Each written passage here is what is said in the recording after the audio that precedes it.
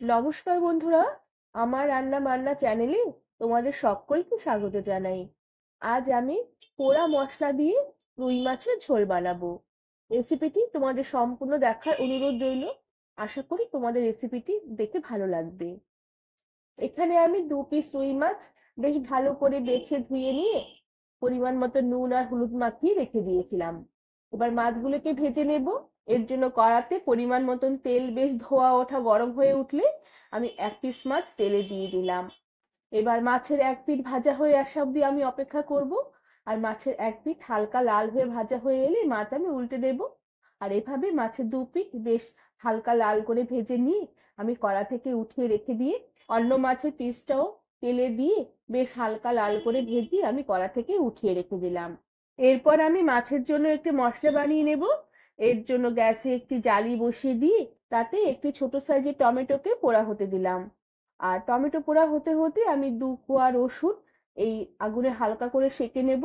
আর খেয়াল রাখতে হবে রসুনগুলো যেন বেশি পুড়ে না যায়। রসুনগুলো যখনই হালকা হালকা সেঁকা হয়ে আসবে, রসুনগুলোকে আমি নামিয়ে টমেটোটাকে একটু উল্টে পাল্টে দেব। আর ততক্ষণে একটি কাঁচা লঙ্কাও সেঁকে নেব। আর কাঁচা লঙ্কা সেঁকে নেবার আগে কাঁচা লঙ্কার মাথাটাকে একটু চিড়ে নিতে হবে, না হলে লঙ্কা ফেটে গায়ে ফুটে আসতে পারে। আর খেয়াল রাখতে হবে লঙ্কা খুব একটা বেশি পুড়ে যেন না যায়। লঙ্কা হালকা হালকা যখনই সেঁকা হয়ে যাবে, আমি লঙ্কা নামিয়ে দুটো শুকনো লঙ্কা ততক্ষণে পুড়িয়ে নেব। আর শুকনো লঙ্কাগুলো হালকা করে পুড়িয়ে নিতে হবে। আর ততক্ষণে টমেটোটাও পোড়া হয়ে গেছে। এবার টমেটোটা জালি থেকে নামিয়ে নেব। টমেটো পুড়ে গিয়ে হালকা বেশ নরমও হয়ে এসেছে। এবার টমেটোর পোড়া চামড়াটা উপর থেকে উঠিয়ে নিয়ে নেব। আর একদম ঠান্ডা হয়ে যাবার পরে আমি মিক্সার গ্রাইন্ডারে সব মশলাগুলোকে পেস্ট করে নেব। এরপর টমেটো ঠান্ডা হয়ে এলে একটি মিক্সিং জারের বাটিতে আমি সমস্ত টমেটো সমেত লঙ্কাগুলোকে দিয়ে দিলাম। সাথে দিয়ে দিলাম 1 মুঠো তাজা ধনেপাতা।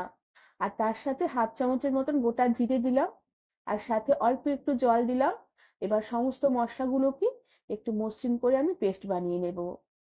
এবার মাছ ভাজার কড়ার তেলেই আমি অল্প করে একটু পেঁয়াজ কুচি ফোড়ন দিলাম।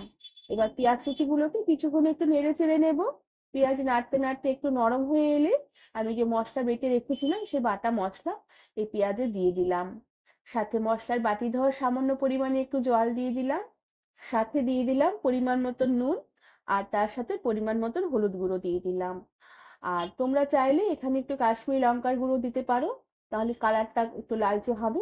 যেহেতু পোড়া মশলা দিয়ে মশলা তৈরি করা হয়েছে, তাই মাছের কালারটা একটু কালচে কালচে হবে। এবার সমস্ত মশলাগুলোকে কিছুক্ষণ নেড়ে চেড়ে নেব।